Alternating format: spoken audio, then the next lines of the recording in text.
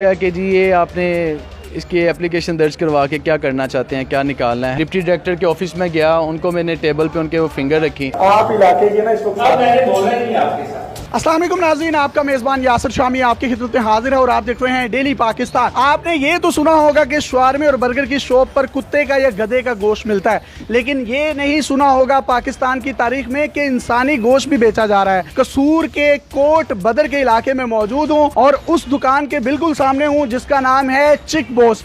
ये वो नौजवान हैं शाहजेब लतीफ़। इन्होंने अपने घर में होम डिलीवरी के लिए ऑर्डर मंगवाया जिसमें जिंगर बर्गर और जिंगर पैटी बर्गर था। जब इन्होंने जिंगर पैटी बर्गर खाया तो इनके मुंह में एक सख्त चीज आई जिसको इन्होंने निकाल कर देखा तो आप अपनी स्क्रीन पर भी देख सकते हैं, वो इंसानी उंगली का पोटा था, आधा हिस्सा था जिसके साथ नाखून भी था। उसके बाद इन्होंने दुकान के मालिक को कॉल की और दुकान उसके बावजूद भी रोजाना यहाँ पर खुलती है। फूड अथॉरिटी वालों ने इनसे राब्ता किया, ट्रांजिट के लिए उस गोश्त के लोथड़े को वहां से ले गए और 3 घंटे के बाद इनके हवाले कर दिया। जिसके बाद थाना सिटी ए डिवीजन के SHO साहब के पास ये दरखास्त लेकर गए। SHO साहब का कहना था कि आपने इस दरखास्त में से अब क्या निकालना है। ये क्या निकालना था या क्या नहीं निकालना था, इसका फैसला तो पुलिस के आला हुकाम ही कर सकते हैं। कि SHO का काम है कि वो उसकी मुकम्मल तौर पर इन्वेस्टिगेशन करता, इनको इंसाफ के पूरे तकाजे फराहम किए जाते। वो न जाने शख्स किस माँ का बेटा है, किस बाप की औलाद है जिसको काट कर गोश्त की सूरत में खिलाया जा रहा है। आप मुझे बताइएगा, आपने किस दिन ये बर्गर ऑर्डर किया था? 20 तारीख की रात को 10:30 बजे का टाइम था जब मैंने इनसे मंगवाया होम डिलीवरी पे, और 11 बजे जो है मैंने इनको कॉल करके बताया कि उसमें से इंसानी फिंगर निकली है पूरे नेल समेत। ये मान नहीं रहे थे, उन्होंने कहा ये ऐसा हो नहीं सकता। मैंने कहा चले मैं आपके पास आ रहा हूँ। जब मैं रास्ते में आ रहा था इनके पास तो अचानक मेरी तबीयत काफ़ी ज़्यादा ख़राब हुई, मुझे वॉमिट स्टार्ट हो गई। छोटा भाई था मेरे साथ, हम इनकी शॉप पे पहुंचे, इनको दिखाया, ये मान नहीं रहे थे कि जी ये इंसानी फिंगर है। फिर इन्होंने खुद हाथ में पकड़ के चेक किया, इन्होंने कहा वाकई ये पूरा नेल है। वो जो आपके हाथ में लोथड़ा है उसमें फिंगरप्रिंट भी थे, नाखून भी बना हुआ था। नेल और पिछला बैग पोटा पूरा साथ था उसके, जो फिंगर का जो है ना। और ये पोटा आप अपनी स्क्रीन पर देख भी सकते हैं जो कि वाज़ेह तौर पर नजर आ रहा है। पंजाब फूड अथॉरिटी वाले आपके पास कब आए? पंजाब फूड अथॉरिटी वाले 1 दिन के बाद उनसे रब्ता हुआ, उन्होंने कहा कि हम सुबह आएंगे, टीम आएगी। वो आई 10 बजे सुबह। उससे अगले दिन जो है पूरी इन्वेस्टिगेशन की, गोदाम है वहाँ पे जाके इनकी फ्रिजें चेक की उन्होंने। वो जो पैटी थी वो भेजने के लिए सैंपल कलेक्ट करके इन्होंने ले गए। डिप्टी डायरेक्टर के ऑफिस में गया, उनको मैंने टेबल पे उनके वो फिंगर रखी। उन्होंने कहा कि फ्रांसिक टेस्ट के लिए भेजते हैं, आप वेट करें तो सुबह आपको बताएंगे इसका क्या है। 2-3 घंटे के बाद उनकी कॉल आई, उन्होंने कहा जी कि ये आप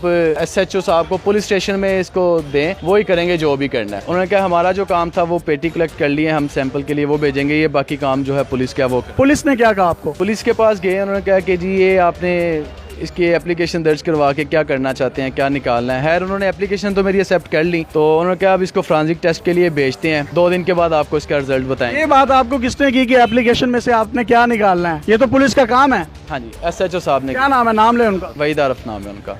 कौन सा थाना है? थाना ए डिवीजन। ये तो एक हादसा है कि किसी भी बर्गर वाली दुकान से इस तरह की कोई चीज निकल आए। अब वो उनके जो सप्लायर हैं उनसे भी इन्वेस्टिगेशन होनी चाहिए, और रही सही कसर जो है वो पुलिस निकाल देती है कि आपने दरखास्त देके क्या निकालना है। भाई ये कत्ल है। ये कौन शख्स है जो इंसानों के गोश्त को बर्गर चिकन मिलाकर खिलाया जा रहा है? कम से कम आप इन्वेस्टिगेशन तो करें।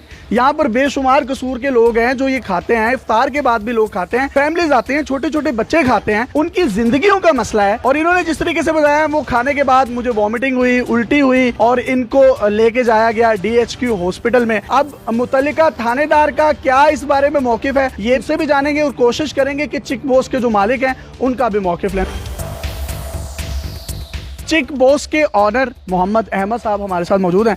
अहमद भाई, आपने बर्गर दिया, उसमें से इंसानी उंगली निकली, फिर वो इंसानी उंगली साबित हो गई, फिर? वैसे ही मैं इनसे मंगवाता हूँ से, उनकी ये बर्गर पैटी आती है, मेरे पास उसकी इनवॉइस मौजूद है, उनकी पैकिंग मौजूद है, उस पर एक्सपायरी डेट है। आपने उनसे कंप्लेन की कि यार ये चीज निकली है? मैंने उनसे कंप्लेन की, उन्होंने कहा जी हमारे पास ऐसा इशू कोई नहीं है। शाहजेब जो बेटा बर्गर लेके गया है मैंने उनसे खुद कहा कि मैं खुद चाहता हूँ कि इसकी इन्वेस्टिगेशन हो, इसकी फोरेंसिक हो। अगर उन्होंने ऐसा किया है, ये तो कंप्लेनर हैं, मैं खुद कंप्लेनर हूँ उनका। बहुत अच्छी बात की है अहमद भाई ने, और होना भी यूं चाहिए कि ऑब्वियसली ये इनके क्लाइंट हैं, इनके हजारों क्लाइंट भी होंगे जो कि इनके टेस्ट के गर्विदा होंगे। पैकिंग में ये एक चीज आ गई है तो इस चीज की इन्वेस्टिगेशन होनी चाहिए। वो कटा हुआ उंगली का मुबैना तौर पर जो हिस्सा है वो किस शख्स का है, वो किस औरत का है, वो किस माँ के बेटे का है, वो किस बहन के भाई का है, वो कौन लोग हैं जो इस घिनौने धंधे में मुलविस हैं। ये एक इंसानियत का मसला है, ये आपका मेरा सबका मसला है, ये इनका मसला नहीं है। ये बड़ी पॉजिटिव अंदाज में इन्होंने भी ये बात की,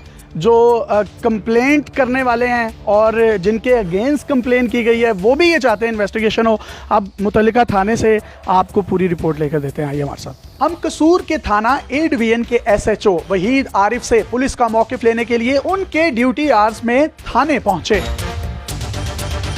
तो मौसूफ अपने सरकारी कमरे में आराम फरमा रहे थे। मेरी टीम के एक रुकन ने दरवाजा खटखटाया और उनको ऑफिस में आने के लिए कहा, जिस पर वो शदीद बरहम और नाराज हुए कि आप मेरे कमरे में बगैर इजाजत अंदर आ कैसे गए। तो हुजूर सुन लीजिए, आप इस कौम के टैक्स के पैसों से तनख्वाहें लेते हैं और अवामी नौकर हैं। आपको आपकी तनख्वाहें ऑफिस में बैठकर शहरियों के जानो माल की हिफाजत के लिए दी जाती हैं, ना कि आराम के लिए। पुलिस स्टेशन और थाना जात अवामी मुकामात हैं, यहाँ जो चाहे जब चाहे 24 घंटों में से किसी भी वक्त आ सकता है, क्योंकि क्राइम का कोई वक्त नहीं होता, ये 24 घंटे होता है, लिहाजा इंसाफ भी 24 घंटे होना चाहिए। SHO साहब के मौक़िफ़ ना देने के बहाने सुनकर हमने खुफिया रिकॉर्डिंग शुरू की, जिसमें SHO साहब अवाम की खिदमत की बजाय अफसरान की TC में मुलव्विस पाए गए और मौसूफ फोन पर किसी को कह रहे हैं कि SP साहब का फेयरवेल है तो फूलों का गुलदस्ता भेज दें। नहीं सर होएगा ना, वो उन्होंने फेयरवेल देनी है SP साहब को। सर मैं आपको ना सर की सारी बात बता दूंगा, आप पहले वो मेरे PR से बात करें। SHO साहब अपने SP को फूलों का गुलदस्ता जरूर दें और अपनी नौकरी जरूर पक्की करें, लेकिन आपकी असल नौकरी आवाम की खिदमत है। साहिल ने आपको कहा कि बर्गर में से इंसानी उंगली निकली है, लेकिन आपने बजाय तफ्तीश के ये कह दिया कि अब क्या हो सकता है, एप्लीकेशन में से क्या निकालना है। यानी कोई इंसानी गोश्त बेचे खरीदे, आपको इससे कोई फर्क नहीं पड़ता। 20 अप्रैल 2020 को SHO वहीद आरिफ साहब को एप्लीकेशन दी गई। पूरा एक हफ्ता गुजरने के बावजूद भी आप फ्रांजिक ना करवा सके। अगर करवाया भी है तो मौक़िफ़ देने से क्यों घबरा रहे हैं। चलें आपकी ही सुन लेते हैं, आपके DPO ऑफिस के PRO से ही बात कर लेते हैं। उनको 2 से 3 कॉल्स की गई, लेकिन DPO ऑफिस के PRO ने भी कॉल्स रिसीव नहीं की। अब या तो पंजाब पुलिस के इस काबिल अफसर ने फ्रांजिक के लिए उंगली को भेजा ही नहीं, अगर भेजा है तो उसका मौक़िफ़ देने से क्यों कतरा रहा है। जब एक चीज की फ्रांजिक ही नहीं हुई तो आप या मैं कैसे उसमें पार्टी बन सकते हैं। हमारा हमें न्यूट्रल होकर देखना चाहिए, जो मैरिड है वो मैरिड है। आप इलाके के ना इस वक्त मैंने बोला नहीं आपके साथ। SHO साहब को मैंने ये भी बावर करवाने की कोशिश की कि यहाँ पर बच्चे और फैमिलीज भी आती हैं जो बर्गर खाते होंगे। क्या इंसानी जिंदगियों के साथ खेला जा सकता है। वो उंगली जिस भी शख्स की है, क्या वो किसी का बाप भाई बेटा नहीं, वो किसी का लख्ते जिगर नहीं। बच्चे भी खाते हैं बर्गर, सब कुछ होता है। क्या आइडेंटिफिकेशन नहीं होनी चाहिए इस चीज की कि कौन बंदा है, वो किस माँ का बेटा है, वो किस भाई की बेटी है या लड़की है या लड़का है, मुबैना तौर पर जो भी उंगली है जिसको भी आप दाहिने हाथ भी कह रहे हैं, इन्वेस्टिगेशन ही होनी चाहिए। SHO साहब, आप मौक़िफ़ PRO की इजाजत के बगैर नहीं देंगे। हमारा आपसे एक सवाल ये है कि साहिल जब आपके पास एप्लीकेशन देने आया कि बर्गर में से उंगली निकली है, तो क्या आपने ये भी DPO ऑफिस के PRO से पूछकर उससे कहा कि अब एप्लीकेशन देकर क्या करना है, जो होना था हो गया। कई सवालात जन्म ले रहे हैं।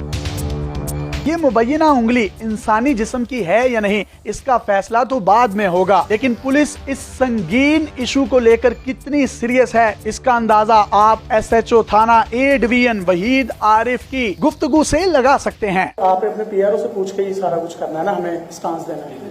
क्या आपने इनको ये बात अपने PRO से पूछ कर की है कि यार तुसी थाने एप्लीकेशन जो की करना मैंने कही है या नहीं कही है, उसके लिए चलेगा मेरा DPO ऑफिस में होता है। अगर इनको मेरे रवैये के साथ शिकायत है तो जाके कंप्लेन करें। तो अब वो फ्रांजिक का क्या बना 20 तारीख से अब तक? वो सारा पैसा जो है आपको बताना पड़ेगा, आपको बताना चाहिए। नहीं बताया। SOP है सर, मैं नहीं बता सकता। बहुत शुक्रिया सर।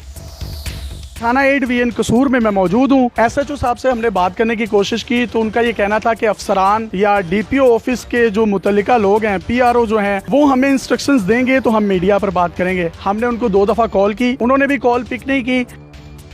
SHO साहब ने आपको क्या कहा था? जी, जब हम एप्लीकेशन देने के लिए अंदर आए तो उन्होंने यही कहा था कि आपने अब एप्लीकेशन दे के क्या करना है। पुलिस का काम शहरियों की जान और माल की हिफाजत करना है, लेकिन मेरे बार बार इसरार पर भी उन्होंने बात करना गवारा ना की, बजाय इसके कि आप उसकी इन्वेस्टिगेशन करें कि वो उंगली निकली कहाँ से है, वो है किस इंसान की, वो मर्डर किसका हुआ है। आप उल्टा साहिल को कह रहे हैं कि तुसी एप्लीकेशन दे के क्या करना है। तो फिर मेरा ख्याल है ये वज़ीर आला पंजाब साहब की इतनी बड़ी फोटो लगी है, शायद IG पंजाब भी हैं, ये थानों को बंद कर दें और कोई पंचायती सिस्टम होना चाहिए जिसमें लोग किसी के सामने जाकर अपनी रुदात बयान कर सकें और वो अच्छे तरीके से उसको सुन भी सकें। इनाम गनी साहब, उनसे भी हमारी दरख्वास्त है कि पुलिस के रवैये के लिए खास तौर पर जो कुछ आप कर सकते हैं वो लाजमी करें। उनको भी टैक्स किया गया तो उनका यही रिप्लाई था कि 8787 पर आप पुलिस के खिलाफ कंप्लेन कर दें। मीडिया कंप्लेन करने के लिए नहीं, मौकिफ लेने के लिए होता है। जब मीडिया अंदर आके थानेदार से बात करता है तो थानेदार कहता है कि जब तक मेरा अफसर नहीं कहेगा मैं बात नहीं करूंगा। और मेरा ये सवाल है कि क्या उन्होंने अपने अफसर से पूछकर इनसे ये कहा कि आपने एप्लीकेशन में से क्या निकालना है? ये भी कुछ सवालिया निशान है।